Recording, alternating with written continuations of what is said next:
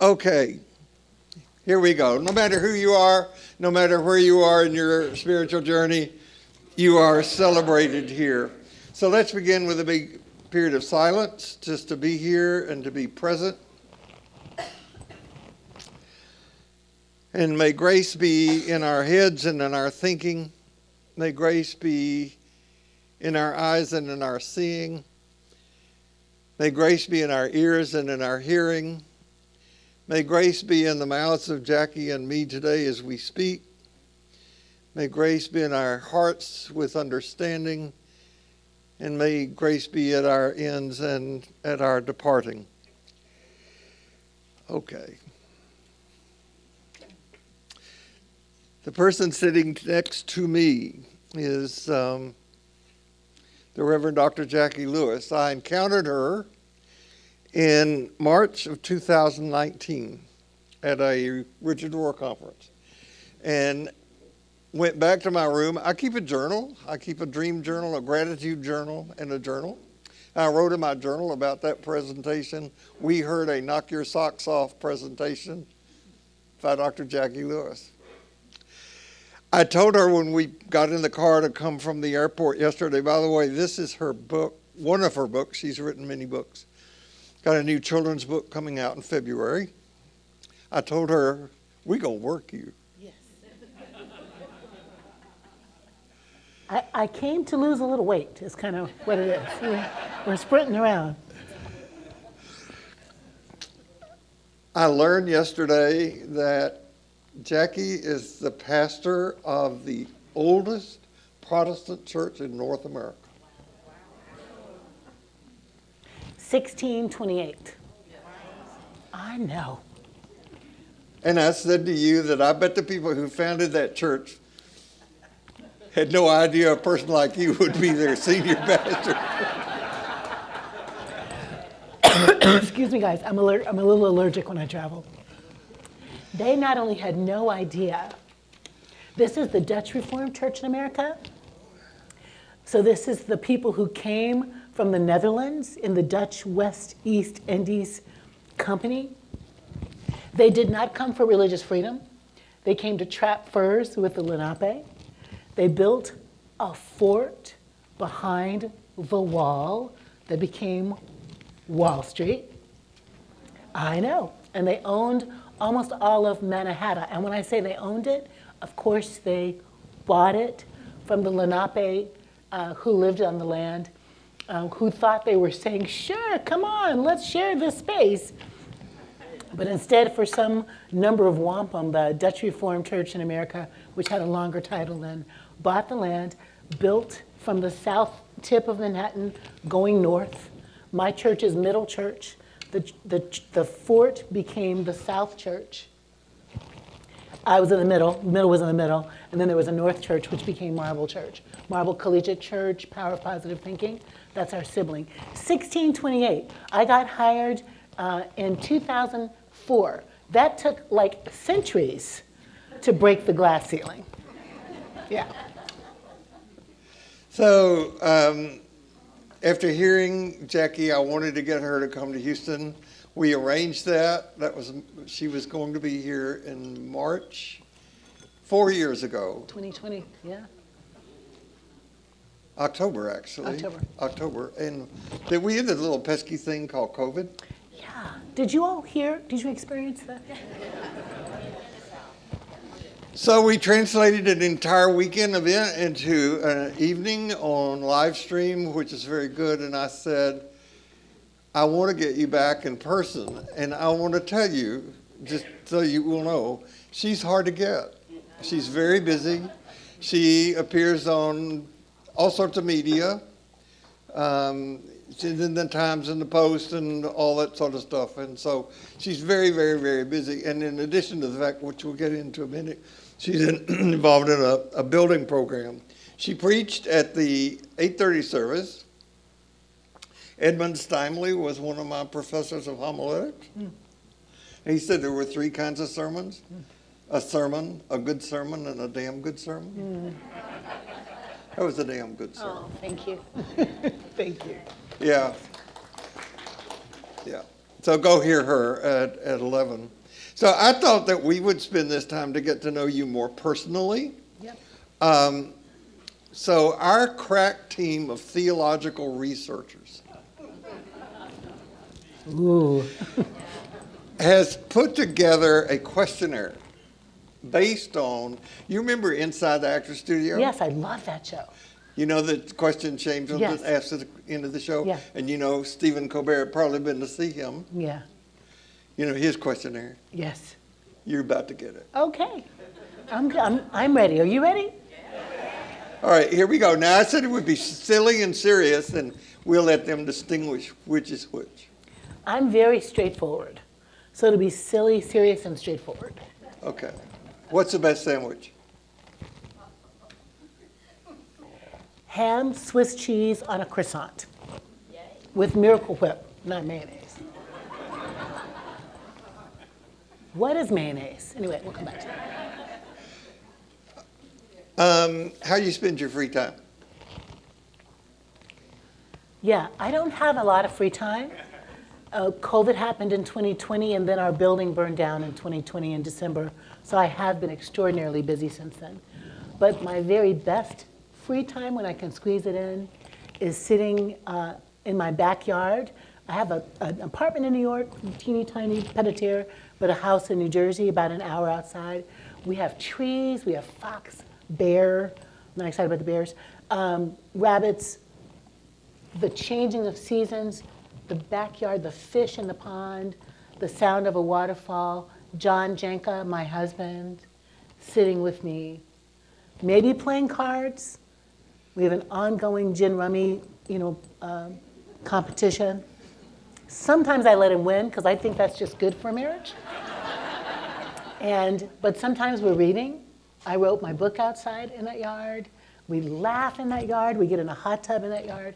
It restores my soul when I have free time in the backyard. God's first Bible. God's first Bible? Nature. Absolutely. And God's best work of art. So I'm going to jump ahead. You don't have a background in ministry. You were in your book, Fierce Love, you talk about your background of selling equipment. Things, yeah. Yeah, things. Selling stuff. But eventually you got in, and I understand that you went to Middle Church to study the lack of racial diversity. Yes. Yes. How in the world did you end up being their senior pastor? It was so slick the way I did it. Let me tell you. It was so slick. I'm a second career clergy, right? But I felt called to ministry when I was 9 years old. In that season of 8 and 9, I took communion for the first time.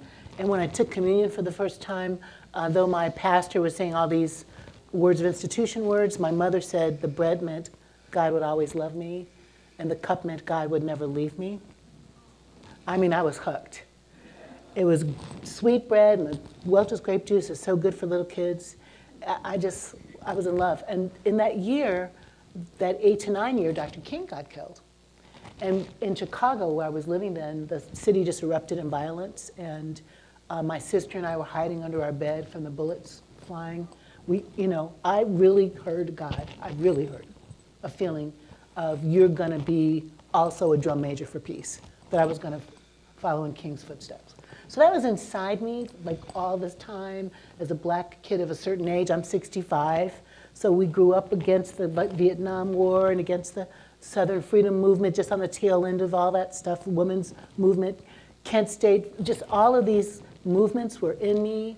I had mentors who told me I couldn't be a preacher because I was a girl, but when I started talking about that in Sunday school, but they were mentoring me to be like a missionary or something. So I was studying Cesar Chavez, et cetera. So all that is to say, it never left. And I went to Eastman Kodak Company, worked in copy product sales in California, to Apple and Unisys and Memorex. I never bought Apple stock then. I need a therapist to process that even more.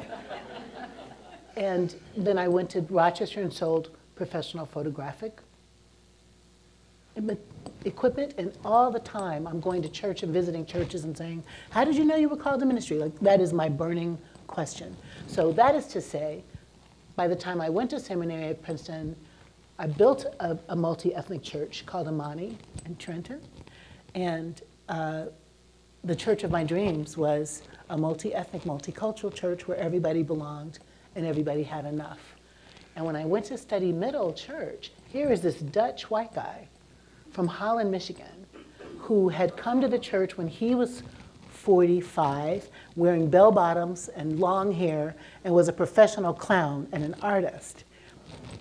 And he built the church from 21 people to 400, and it was just like gospel music and classical music and jazz and Broadway music. And I was like, wow. And when I looked in the congregation, I saw more diversity than I had ever seen in any church ever.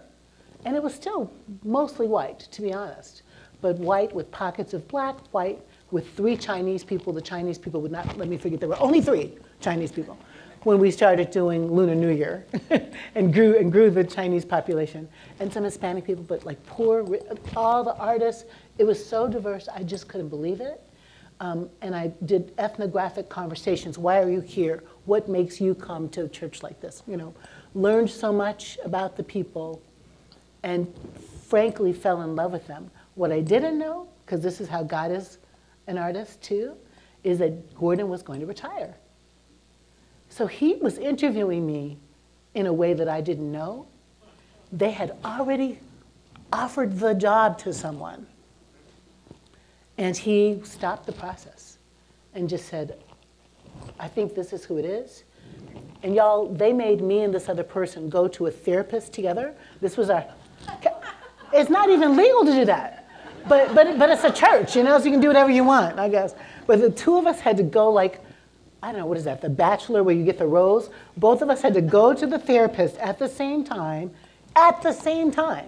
and have a conversation with the therapist and answer questions about, you know, do we think we're Jesus or, you know, whatever. And I got the job because I believe that there was a Jacqui-shaped hole in Manhattan at the collegiate church. So I got the job because I was just being me, and God was good. So, all right, jumping back, the church burned about 4 months after we did the live stream. Yeah. It's devastating. Lost everything. Our dreams. I mean, it was wild. It was wild. I was in New Jersey in our house with a nice yard with our grandbaby. Her little brother was sick, so we had kidnapped her to be with us. And John and I, you know, she was in the bed with us, not usually, but she was feeling brother missing, so she stayed with us. Got a phone call from 2 of the members of the church. Are you watching the news? Our church is on fire. Now, I would have been up, but hopefully it was still asleep. 6 o'clock in the morning. I mean, it was insane. Insane. It was the hottest 6-alarm fire. The neighbor next door to us, who had had a fire in February, in an asbestos removal process, never remediated the building. So now back in the building doing asbestos removal, pulling amperage from one plug, the asbestos removal gun, the hot water heater, the cooking stovey thing, and the light, all in one plug. And the neighbors, some of my neighbors think it was arson, seeing that in the camera. Some of our neighbors think it was arson because they felt there was suspicious activity happening around. But it could have just been the guys who were doing the work, leading. 1 o'clock in the morning, the neighbors to our south started smelling smoke, we now know, women in a halfway house. And by 4 o'clock in the morning, it was beginning to spark. People saw. It was raging, and a half hour later. And yeah, it destroyed the entire sanctuary, built in 1892. It was our 3rd location, the Middle Church 3rd location, built in 1892. A Dutch wooden ship was what the roof is like, so it was just all dark teak, beautiful wood, Tiffany glass windows, a $500 organ that we had commissioned to be built, pews, piano, grand piano, what's this thing? The big, beautiful piano. I can't talk right now. My brain hurts. Thank you kindly, Steinleys. It's just all gone. Lost all your records? Everything. Everything. Everything. Everything that was in there is gone. Everything that was in there is gone. We have one robe left, one robe left, because it was at my house, one vestment, because I'd gone marching in Washington, D.C. That's the only thing that's left.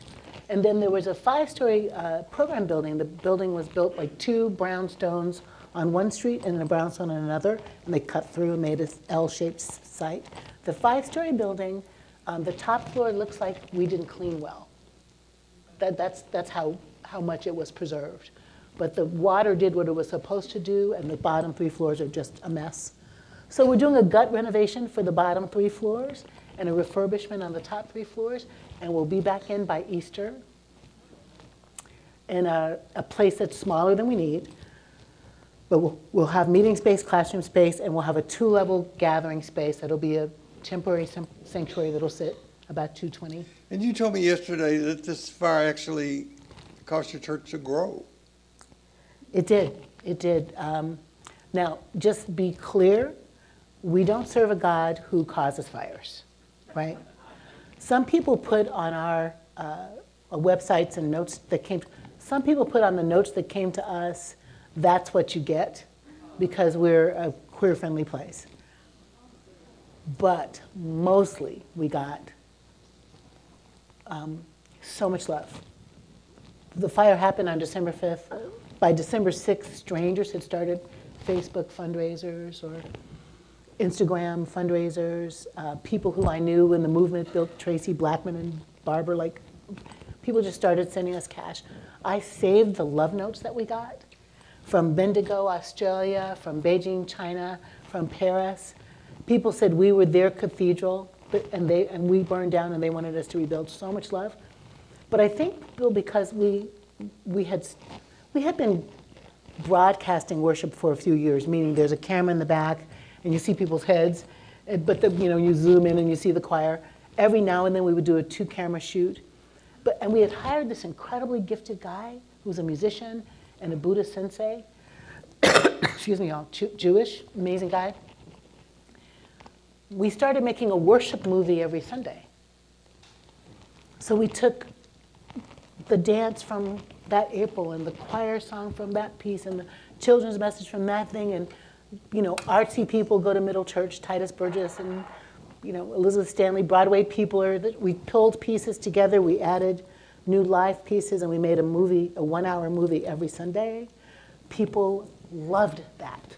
They felt that they were home, they were isolated. So they just loved it. They would do watch parties in the park. Some of the young people did watch parties in the bar towel. The people would sit in with their kids, and 700 people joined the church between January of 2021 and March of 2022. So if we want to build our church, we should burn it down. No. By the way, back to your God does it thing. After the assassination attempt on former President Trump when his ear was shot, the pastor of the First Baptist Church in Dallas, Texas, said that God stepped in and intervened.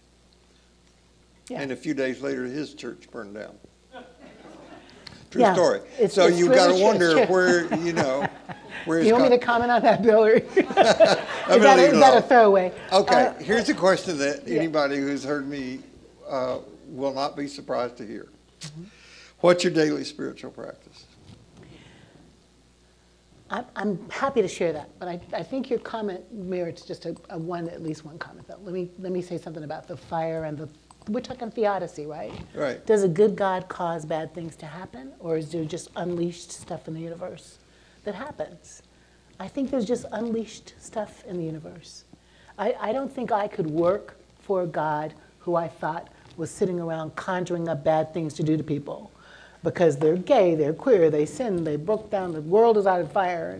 Let's unleash a COVID virus. Let's put, AIDS in the world. Come on. No. That doesn't go with the God of love in my mind. And it's okay if you think that. I'm saying I don't think that. And I think if we really felt that, Middle would have never been able to recover Bill. If we thought that, right, if we thought God was trying to fix us in some kind of way by sending this fire, and that's not what happened. Instead, the fire, like in that Romans, to my spiritual practice almost, in all things God works to good.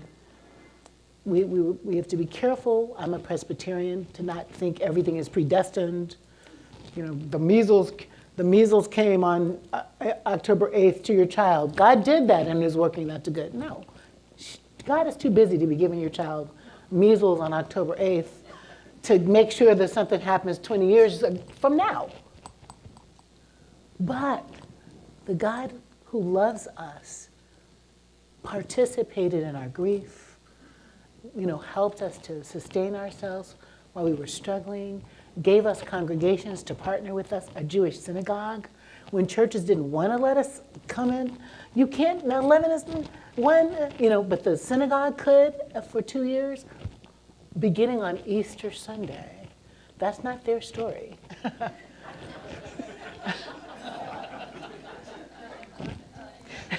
There was Rabbi Josh Stanton on Easter Sunday going, "Hey, welcome to my house." And let us pray and make donations. I mean, it was incredible. Incredible, the generosity and love that God enabled, the Spirit of God blew through our lives with incredible love, incredible generosity, incredible kindness. So that's I think that, did God cause the shooter to shoot Trump in the air? No. So therefore, did God have time to run down there and make sure it was only the ear? I think no. I think Trump is blessed that it was only the ear. That's what I think. That's what I think. And Bill might think something different, but that's what I think. And I think if we're not careful, then we'll start praying. We'll think God, I'm going to say this because this is a classroom, not the pulpit. If we're not careful, we'll think God is deciding who should be the president. Did God decide who should be the Prime Minister of Canada? Did God decide who should be the Queen or King of England? Really? Did God decide which despot should run Haiti or what? Is God in the geopolitical place propping up leaders and deciding who wins and who doesn't win? Y'all, if we think that, we get in trouble. One, we lose our own agency to make this world a better place. We forget that we're the hands and the feet and the heartbeat of the living God. We are the ones we've been waiting for. We're the ones that have to make decisions about this place. God's going to be here, I think cheering on and grieving with us and being sad and happy with us. And, I'm just saying, I don't think God is picking the winner. I do not think that. Because if one of them wins, half of us are going to be furious. And if the other one wins, the other half of us are going to be furious. So is God in that business of dividing our nation? Think about it. Pray about it. Now to my spiritual practice. Okay. I just love God. I just do. I don't have the same God my parents gave me to believe in. Can you feel what I'm saying there? My PhD is in psychology of religion, and a lot of times in a degree program like that, the end result is you don't believe in God anymore. And I believe in God more than ever after studying the way faith is constructed, for example, and studying the kind of ubiquitousness of some of what faith offers. Every one of the world's major religions has love your neighbor as yourself in it. Like it's crazy town. That's amazing. Love the stranger because you were once strangers, Judaism. Don't withhold from anyone that what they need for themselves, Islam. Don't withhold. Also Zoroastrianism, Buddhism, Christianity, do unto others as you'd have them do unto you. This is a worldwide understanding of the Holy One, which makes me believe more in God, more than ever, in the particularity of God. It's Ubuntu, this ancient philosophy from South Africa that says a person is a person through other persons. I think that predates religion, and that when we came out of the caves and walked in the light, we were like, hey, Barbara's a good cook. Let's get Barbara and Callista together. You forage, you cook, I'll raise the kids. In other words, humanity understood that it needed to be human together. And I think God gave us that. So my spiritual practice is to look for God everywhere. Yes, in the scripture. Yes, in Bible study. Yes, when I'm writing a sermon, it's my jam. Sit in the backyard, digging into the Hebrew and the Greek, looking at other people's commentaries, listening to the stories in the world. What kind of art can I put in there? What kind of illustration can I put in there? My spiritual practice is to be an observer of God at work in the world and write it down almost every Sunday and try to help somebody else see God everywhere. God is everywhere, not just on the pages of the Bible, but everywhere. That's my spiritual practice. I guess I'm going to have to rethink my theology that God is supporting the Chiefs. And, okay. I think that's an important outcome in this conversation, right? What is the most important thing in ministry that seminary did not prepare you for? Ooh, that's good. Ooh.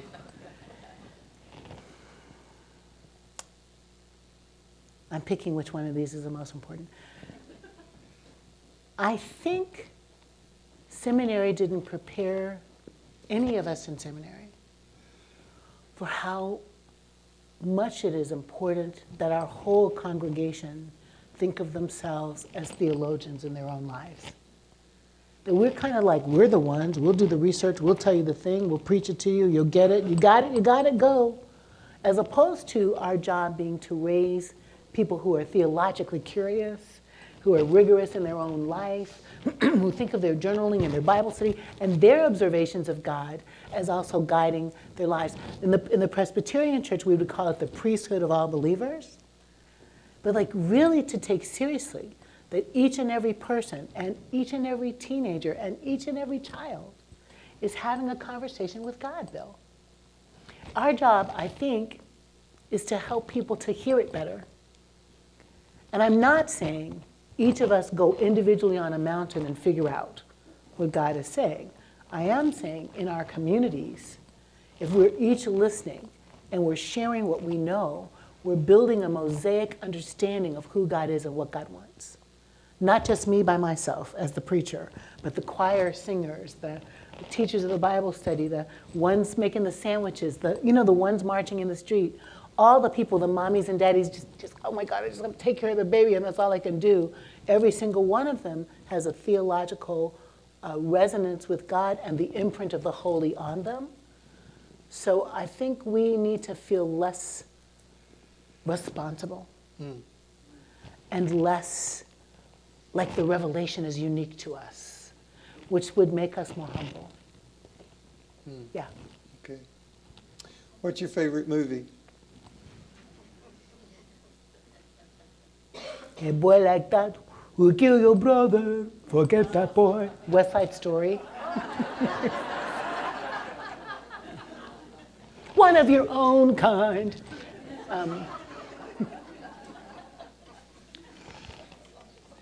It's good for you, not for me. I love that movie. I think we know the first version of it was white people pretending to be Hispanic. That was not cool. But the Romeo-Juliet-ness of it, the love across boundaries of it, to me has a strong theological resonance. And even that last scene where Tony dies, I think is very it's a Christological reflection. And you have the feeling that the resurrection that's depicted is when they all walk off the stage and they have his body, but they are coming together. And that makes me cry. It's a good movie. What living person do you most admire?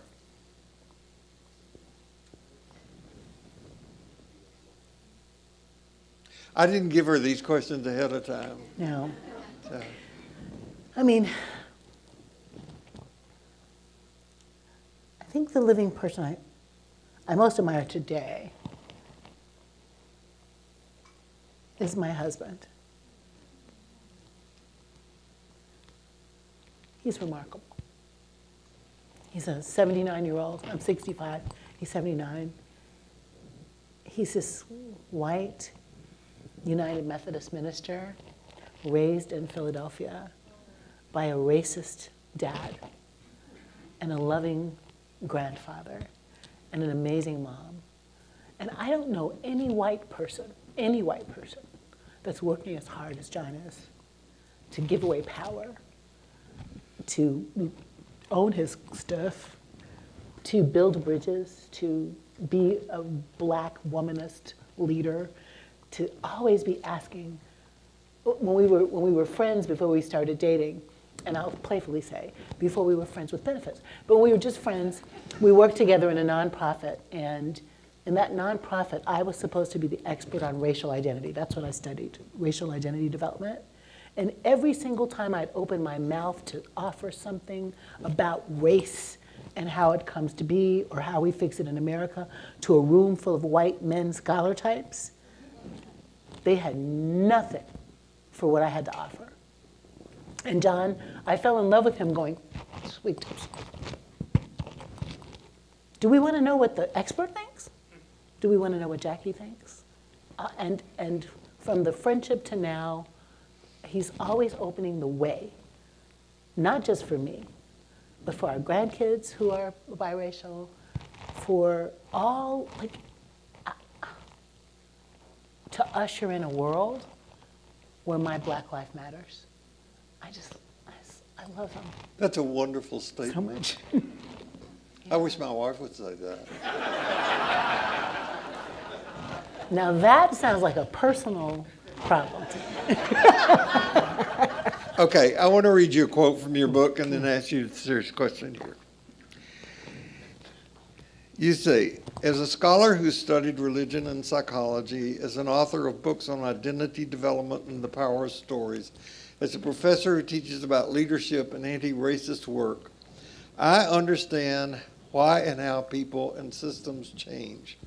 I know this to be true, quote, the world doesn't get great unless we all get better. Yeah. So how, in 5 minutes or less, Okay. in this divided, divisive world, can we accomplish that? We are so, I asked you on a ride Yeah. coming in if you knew Yeah. Tim Keller. Yeah. And I've never mentioned Tim to these people in my teaching. I've never mentioned a book to these people. And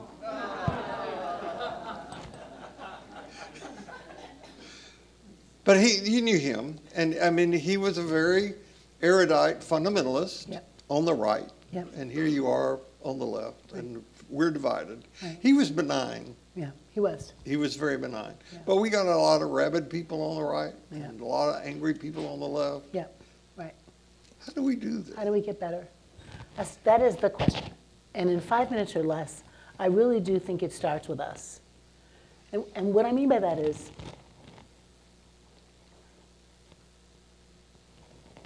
I think we have to take the command to love seriously. And we don't. We just don't. We love God with everything you have and love your neighbor as yourself. In the seminary context, it's simple, like the teachers are always, it's a three-legged stool, and if it's out of balance, it's out of balance. So lots of Christians, lots of good people, Tim on the right and me on the left, really think we're loving God with everything we have. Like that, I've got that covered. But what we missed in that is the proof text of loving God with everything you have is loving your neighbor as yourself. Period. Jesus was crystal clear. When asked by the rich young ruler or the scribe, depending on which gospel you're reading, the way to do it is you love God with everything you have and you love your neighbor as yourself. And the love everything you have isn't a new command. Jesus is a Jew. He's not a Christian. Say it with me. Jesus is a Jew. Say it. Jesus is a Jew. He's not a Christian. He's not a Christian. He's not a Christian. He doesn't think he's starting a new religion. He does not think that's what he's doing. He's a rabbi, and he's reforming the people around him to an old command. The command to love comes out of Deuteronomy and Leviticus. That's where it comes from. Love God with everything you have, love your neighbor as yourself. Those two commands come out of Leviticus and Deuteronomy. So he's saying all that matters is you love God with everything you have. And he's saying the way you do that is you love your neighbor as yourself. Like you can't, and you see it again. You can't, we don't know the heart of God. We can't see God. But when we love our neighbor, we're doing the thing. I'm not making that up. And what happens? We don't love our neighbors as ourselves. And guess what? We don't love ourselves. We don't love ourselves. Children are not taught to love themselves. Do you remember a conversation with your Sunday school teacher? Or your mama, daddy, grandmother, nana, papa, titi? Did anybody say, listen, little religious person, you need to love yourself? No. That's arrogant. That's narcissism. That's biblical. What does it look like to love yourself? I try to wrestle with in my book. I didn't get taught to love myself. I got taught to love my siblings. I got taught as the oldest kids to give it away, to send the money from college, to let somebody have the biggest piece of meat, whatever. All the things that look like neighbor love in your family of origin, that's what I learned. You too. But the concept of love self, it eludes us. And I don't mean self-aggrandizement. I don't mean narcissism. I mean you are a temple of the holy. God is in you. God is love. God lives in you. You're love. How do we love the us? I think it's a lifelong journey. And I don't think love means everything goes. I think that's a fallacy. But I think if we love ourselves and love our neighbor, we're going to heal the world. Now, here's what I mean, particularly about this Ubuntu thing. I am who I am because you are who you are. Dr. King said, I can't be who I am until you're who you are. So if I love me, I can't be me until you're you. Do you see what I'm saying? All the world's religions have that. So I don't have health care, and you don't have health care. I'm not safe, you're not safe. You're not safe, I'm not safe. Your grandmother can't pay her bills and is eating cat food. That's my grandmother who can't pay her bills and is eating cat food. That's my child who isn't safe on the playground because it's your child. My stomach is growling because you're hungry. I'm not safe because you're not safe. I don't have enough to eat because you don't have enough to eat. When our neighbors are not okay, we're not okay. That's the gospel of Jesus Christ. That's the gospel of Jesus Christ. And if we stop doing white, black, Hispanic, Asian, Latinx, indigenous, if we stop doing Republican, Democrat, if we stop doing Christian, Jewish, Muslim, Buddhist, and just did human, our Jesus might not be talking to the Buddhist, but the one who we say we follow in the way tells us the Buddhist is our neighbor, the Jew is our neighbor, the Muslim is our neighbor. The crackhead is our neighbor, the prostitute is our neighbor, the thief is our neighbor, the Republican rabbit Tim Keller is my neighbor. He just is. So I can thingify him, Dr. King would say, or I can understand he's a human and try to be curious about how he got there. And love him, you know? And I don't mean go to dinner with him necessarily. I'm not going camping with one of my siblings because they're not being nice. Doesn't mean you're best friends. I'm talking about love the humanity of people because God loves them too. Do we think God doesn't love the Republicans, Democrats in the room? Maybe there's three. How many? Okay. Do we think God doesn't love the Republicans? The Republicans, do we think God doesn't love the Democrats? Do you think God is in our pocket? Is God on our side? Are we creating God in our image? Yes. So you just answered a question that we got into in the car on the way from the airport yesterday about the book, Embracing Hopelessness. Yes. I've not mentioned that book in here. Okay.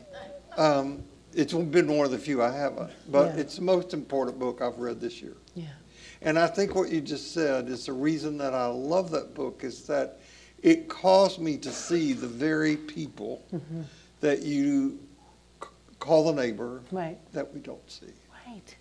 Right. And y'all, listen.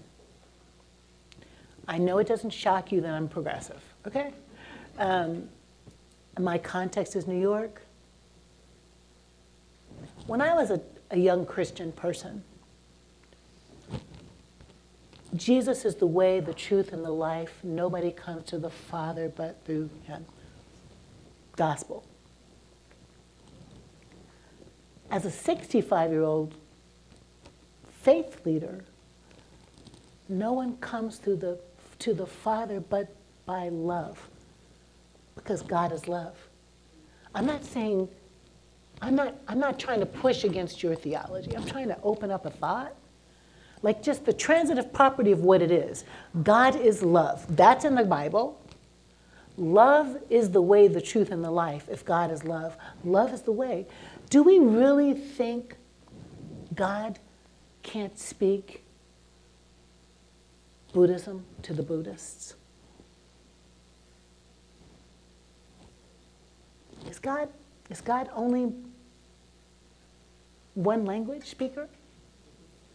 Is God, the God of the universe, not multivocal? That's other religions. Now come into the Christian place and think about, this is going to make me, I'm so mad about this that I don't know if I won't burst into tears. Think about all the crap we've done in the name of Christian to the people who are not Christian.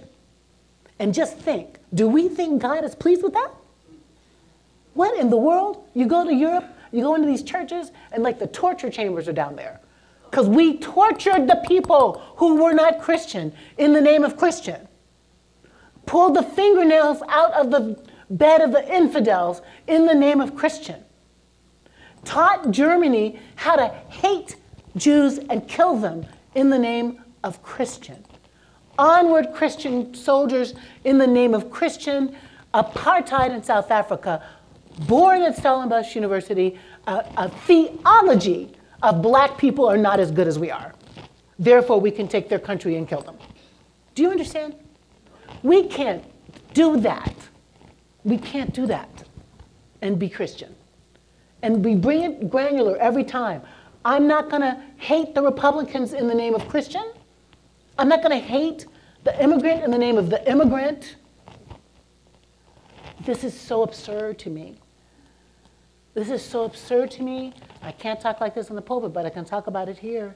Jesus is only a Jesus. He only grows up because his mother and father take him to Egypt. And he escapes an infanticide. And we trying to say, the immigrants are trying to say, the immigrants eat pets. What in the world? Where is that? How is that possible?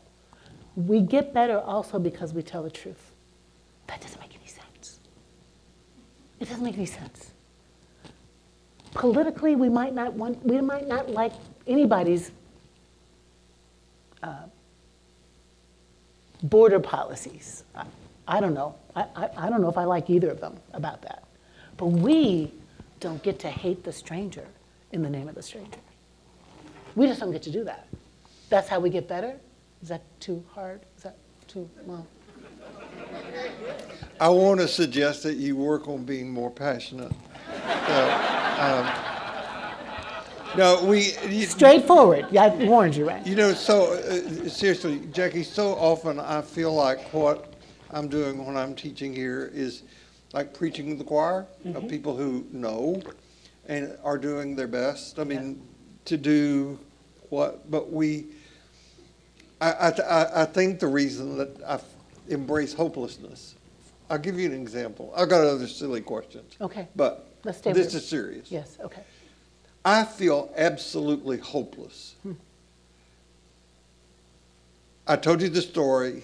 In my men's group, one of the guys said, when we met on Friday, he got a text from his child. This happened in Houston, Texas. Got a text from his child saying, Dad, there's been a gun threat at school. Would you please come get me? This is in Houston. The school has been closed so far 3 times this year, that school. Not made in paper, and been in the paper, because it happens so often.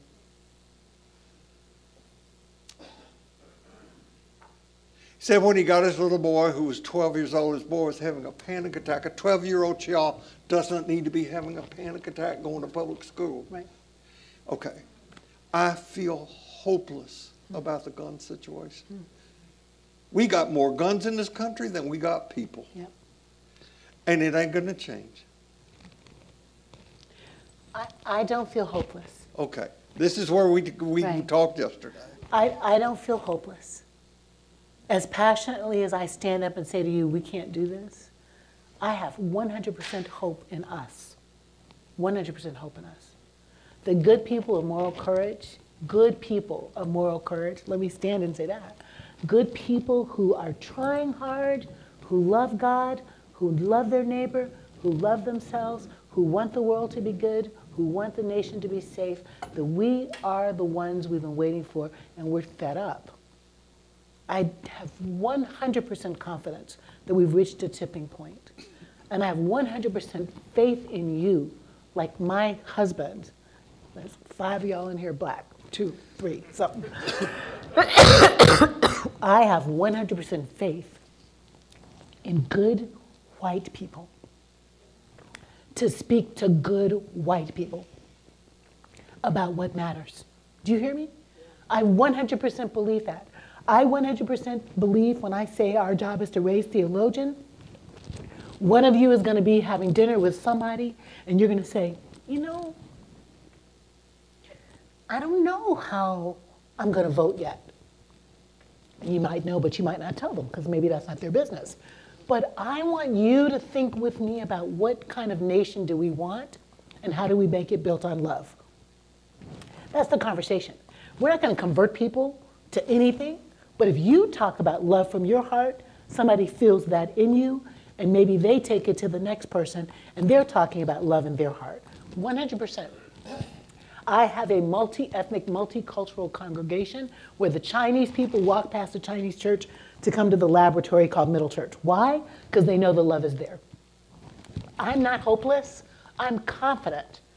No matter who wins the election, it's going to be a hot mess, because it's already a hot mess. But we are going to keep making it better. Why? Because love demands that. And we love our God and we love each other. Don't we? 100%. 100%. Okay, I need to protect this woman's time. A couple of more questions.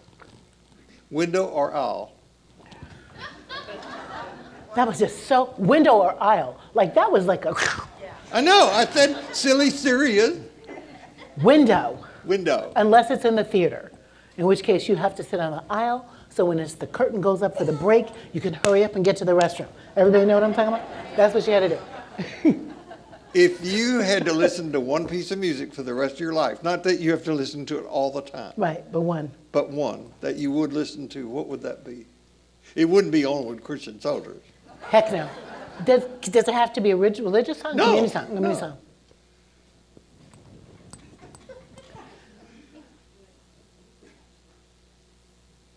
Feeling some Luther Vandross. A room is not a house is not a home. That Burt Bacharach song, y'all? A chair is still a chair. That. Every day, I would listen to that song every day, and I would be thinking about, it feels to me like it's my favorite thing to do is to make all the songs about God. That's what I do. So my song, in my mind, that song's about God making a home for us everywhere. Okay, if heaven exists, what would you like to hear God say to you when you arrive at the pearly gates? Heaven does exist. I think the pearly gates might be here and there. I'd like God to say, you were so loud.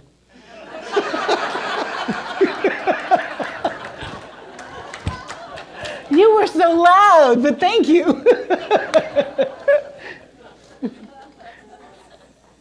If you have not been to the 11 o'clock service, go hear this woman preach. If you're not registered for 1 o'clock, you can come back and get a lot more, and it won't be silly. I promise you. I want to say again, I love you. Bill. I love you. Just am so grateful Thank that you. you have come to be with. You're amazing. Thank you, Bill. I love you too. Thank you. Thank you. No matter where you go this week, no matter what happens, you carry precious cargo, so watch your step. See you here next week. Thank you.